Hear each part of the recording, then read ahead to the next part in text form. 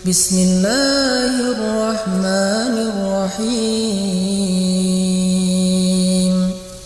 Innallaha wa malaikatahu yusalluna 'alan nabi. Ya ayyuhalladzina amanu sallu 'alaihi wa sallimu taslima. Bismillahirrahmanirrahim. Assalamualaikum warahmatullahi wabarakatuh. Nabi adalah orang yang paling berjasa dalam kehidupan kita, teman-teman. Lebih daripada jasa seorang ibu kepada anaknya, lebih daripada jasa seorang ayah kepada putra-putrinya, lebih daripada jasa seorang suami yang mencari nafkah siang dan malam kepada istrinya, lebih daripada jasa seorang istri yang setia untuk memenuhi semua kebutuhan suaminya, lebih daripada jasa seorang guru kepada muridnya walaupun guru itu tidak menuntut balasan apa-apa. Lebih dari siapapun dalam kehidupan kita, orang yang paling berjasa bagi seorang muslim, bagi seorang mukmin adalah Rasulullah SAW. Kenapa? Seandainya seorang ibu pernah melahirkan kita dengan segala macam pengorbanan beliau, Nabi pernah berkorban untuk kita sehingga kita menjadi seorang muslim, sehingga kita mengenal akidah, kita mengenal kebenaran, kita mengenal jalan Allah Subhanahu wa taala. Nabi yang memperkenalkan kita kepada Allah. Kalau bukan Nabi SAW, mungkin sekarang kita termasuk orang-orang yang merugi karena kesesatan kita. Kalau ayah kita pernah menafkahi kita siang dan malam mencari rezeki untuk kita, menghidupi kita, Nabi SAW yang memudahkan urusan kita di dunia dan di akhirat. Orang tua kita di akhirat tidak akan bisa menolong kita. Mereka akan sibuk dengan urusannya masing-masing. Sebagaimana firman Allah, "Yauma yafirrul mar'u min akhihi wa ummihi wa abihi wa sahibatihi wa banih." Hari ketika seseorang lari dari saudaranya, dari ibunya atau ayahnya, dari pasangannya dan anak-anaknya. Semua orang pada hari itu sibuk sendiri-sendiri. Ayah kita nanti di padang mahsyar akan ninggalin kita. Ibu kita nanti di padang mahsyar akan ninggalin kita. Keluarga kita, pasangan yang kita cintai sehidup semati, nanti dia akan meninggalkan kita. Dan itu bukan sesuatu yang tercela, karena memang semua orang akan sibuk dan panik sendiri-sendiri. Termasuk kita juga akan meninggalkan siapapun di antara keluarga besar kita. Terus siapa orang yang satu-satunya akan menolong kita, membantu kita, yang sebetulnya dia sudah memiliki tiket masuk ke surga, tetapi dia tidak masuk ke surga demi menolong kita? Satu-satunya orang yang akan berdiri di padang mahsyar, mengangkat tangannya ke hadapan Allah, menghadap ke arsy mengatakan, "Ya Rabbi, wahai Tuhanku, ummati, bagaimana keadaan umatku?" Satu-satunya orang yang akan peduli kepada kita hari itu adalah Rasulullah SAW. Makanya hari ini saya pengen ngajak kita semuanya untuk membiasakan satu habit, satu kebiasaan, yaitu habit berselawat kepada Nabi SAW. Kenapa? Pertama, karena beliau adalah orang yang paling berjasa untuk kita. Kedua, hanya dengan berselawat kepada Nabi, kelak di akhirat, kita termasuk orang yang akan mendapatkan syafaat atau pertolongan Nabi. Hari ini saya mau membaca beberapa ayat atau hadis tentang keutamaan salawat kepada Nabi. Mungkin selama ini kita menganggap salawat kepada Nabi itu satu hal yang ringan, bahkan cenderung kita remehkan, kita anggap nggak terlalu penting, sehingga ketika nama Nabi disebutkan, kita nggak otomatis berselawat. Sekarang saya pengen bacain beberapa keutamaan salawat, supaya setelah ini kita jadi tahu salawat itu ternyata keren banget. Salawat itu ternyata agung banget. Salawat itu ternyata ibadah yang ringan, tapi pahalanya gede banget. Orang yang paling rugi adalah orang yang apabila disebutkan nama Nabi, tetapi dia tidak berselawat kepada Nabi. Bahkan Jibril marah dan benci kepada orang seperti itu. Dalam surat Al-Ahzab, Allah Subhanahu wa taala berfirman, "Sesungguhnya Allah dan malaikat berselawat kepada Nabi. Wahai orang-orang yang beriman, berselawatlah kalian kepadanya dan ucapkanlah salam penghormatan baginya."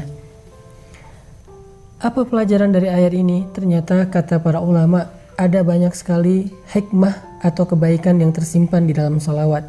Yang pertama, salawat kepada Nabi itu adalah perintah Allah Subhanahu wa taala. Hukumnya wajib. Ya ayyuhalladzina amanu sallu alaihi. Wahai orang-orang yang beriman, berselawatlah kalian kepada Nabi. Sama seperti Allah mengatakan wa aqimus shalah, dirikanlah salat, wa atuz zakah, dan tunaikanlah zakat. Sama seperti Allah mewajibkan dan memerintahkan kutiba alaikumus syiyam, wajib bagi kalian berpuasa. Sebagaimana Allah perintahkan ibadah-ibadah yang lain secara wajib, maka seperti itulah juga kedudukan dari salawat kepada Nabi, wajib bagi orang yang beriman. Perintah Allah. Dan tahukah kita, Allah tidak mewajibkan sesuatu kecuali di dalamnya ada kebaikan yang besar. Bahkan kata Nabi SAW dalam hadis qudsi, tidaklah seorang hamba mendekatkan dirinya kepadaku dengan sesuatu yang lebih aku sukai daripada apa yang aku wajibkan. Jadi kalau kita pengen mendekatkan diri kepada Allah dengan sesuatu, dekatkanlah diri kita dengan apa yang Allah wajibkan. Salah satunya salawat kepada Nabi. Hukumnya wajib, sallu kata Allah, berselawatlah kepadanya. Yang kedua, selawat kepada Nabi itu adalah mengikuti Allah dan malaikat. Jadi ketika kita berselawat kepada Nabi, itu bukan hanya kita sendiri yang berselawat, Allah dan malaikat aja berselawat kepada Nabi. Jadi kalau ada seseorang yang mengatakan Muhammad, Allah waktu itu, malaikat waktu yang sama menyampaikan salawat kepada Nabi Muhammad. Kenapa kita enggak? Padahal Allah yang memiliki alam semesta, Allah yang menciptakan Rasulullah SAW, tapi Allah dan malaikat berselawat kepada Nabi ketika nama Nabi disebutkan. Terus siapa kita untuk tidak berselawat kepada beliau? Sehingga siapa yang berselawat kepada Nabi saat mendengar nama Nabi disebutkan, berarti dia telah mengikuti Allah dan para malaikat, masuk dalam satu kebaikan yang Allah sendiri melakukannya. Ini luar biasa ya. Biasanya Allah kalau nyuruh kita melakukan satu kebaikan, Allah tidak melakukan kebaikan itu karena Allah Maha Kuasa. Malaikat tidak melakukan kebaikan itu karena Allah tidak perintahkan kepada malaikat. Biasanya Allah kalau nyuruh kita melakukan satu ibadah, hanya kita sendiri yang melakukannya, sedangkan Allah menilai ibadah kita. Tapi kali ini Allah terlibat di dalam ibadah yang sama. Walaupun Allah tidak beribadah, tetapi Allah melakukan kebaikan itu. Allah menyuruh kita berselawat, Allah sendiri berselawat untuk Nabi. Walaupun berbeda salawat kita dengan salawat Allah. Salawat kita adalah mendoakan Nabi dalam kebaikan. Salawat Allah kepada Nabi adalah memuji Nabi dengan kebaikan. Tetapi sama-sama salawat. Ini istimewanya salawat. Jadi siapapun yang bersalawat kepada Nabi, berarti dia sedang bersalawat bersama Allah dan para malaikat. Yang ketiga, kata Nabi, man shalla alayya salatan wahidah, sallallahu alaihi ashran. Siapa yang berselawat untukku satu kali, Allah yang akan berselawat untuknya 10 kali. Bukankah kita merasa cemburu karena Nabi mendapatkan salawat dari Allah? Dan kita berharap mendapatkan kebaikan yang sama. Allah selalu berselawat untuk Nabi, malaikat berselawat untuk Nabi. Terus kita gimana? Ternyata kita juga bisa dapat selawat dari Allah. Caranya berselawatlah kepada Nabi. Bahkan sekali kita berselawat untuk Nabi, Allah berselawat untuk kita 10 kali. Apa arti Allah berselawat untuk kita? Allah memuji kita di arasy-Nya, Allah memuji kita di surganya, Allah memuji kita di hadapan malaikat-malaikatnya. Sehingga dengan kita rajin berselawat untuk Nabi, kita jadi selebgram di langit, dikenal oleh banyak penduduk langit karena sering dipuji-puji, dimention sama Allah Subhanahu wa taala. Yang keempat, Nabi SAW bersabda, man shalla alayya salatan sallallahu alaihi 10 salawatin wa huttat anhu 10 khatayatin wa rufi'at lahu 10 darajatin. Siapa yang berselawat kepadaku 1 kali, maka Allah akan berselawat untuknya 10 kali. Allah memuji dia 10 kali. Lalu dihapuskan darinya 10 kesalahan dan ditinggikan baginya 10 tingkatan. Kita tahu berapa jumlah tingkatan surga? Jumlah tingkatan surga sebanyak ayat Al-Quran di dalam mushaf Al-Quran. Maka siapa yang berselawat kepada Nabi 1 kali, Allah angkat derajatnya di dalam surga 10 tingkatan. Allah hapuskan baginya 10 kesalahan. Luar biasa salawat ini. Padahal cuma ngomong sallallahu alaihi wasallam. Padahal cuma ngomong Allahumma sholli ala Sayyidina Muhammad. Tetapi ternyata kalimat yang ringan sekali itu, yang kita ucapkan mungkin kurang dari 10 detik, tapi bisa mendapatkan kebaikan yang luar biasa. Yang kelima, Nabi SAW bersabda, kullu du'ain yud'allahu azza wa jalla bih mahjubun anis sama hatta yusalla ala Muhammad.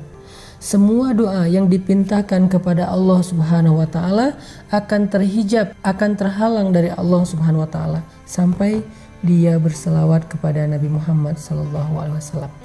Jadi kalau kita pengen doa kita nggak ada hijab, nggak ada penghalang, nggak disconnect, nggak di reject, berselawatlah kepada Nabi di awal atau di akhir doa kita.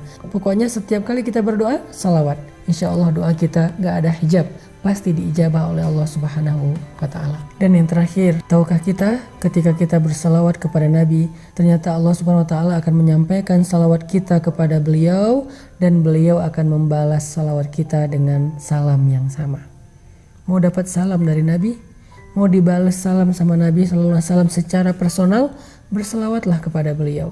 Sehingga ketika kita mengatakan Allahumma sholli ala Sayyidina Muhammad, ketika kita mendengar nama Nabi disebutkan, kita bilang sallallahu alaihi wasallam, Nabi akan menjawab salawat kita. Nabi akan membalas salam kita. Sehingga kita termasuk orang yang sering saling memberi salam dengan Nabi sallallahu alaihi wasallam. Mudah-mudahan sejak hari ini kita akan dawamkan salawat setiap kali kita mendengar nama Nabi disebutkan, atau kita bersalawat di waktu-waktu kapanpun kita mau, sehingga Allah Subhanahu wa Ta'ala berikan kepada kita semua kebaikan yang ada dan terkandung di dalam salawat. Jadi hari ini kita jadi tahu ternyata salawat itu bukan amalan biasa, tetapi termasuk di antara ibadah yang ringan tapi pahalanya luar biasa di sisi Allah Subhanahu wa Ta'ala. Barakallahu fikum.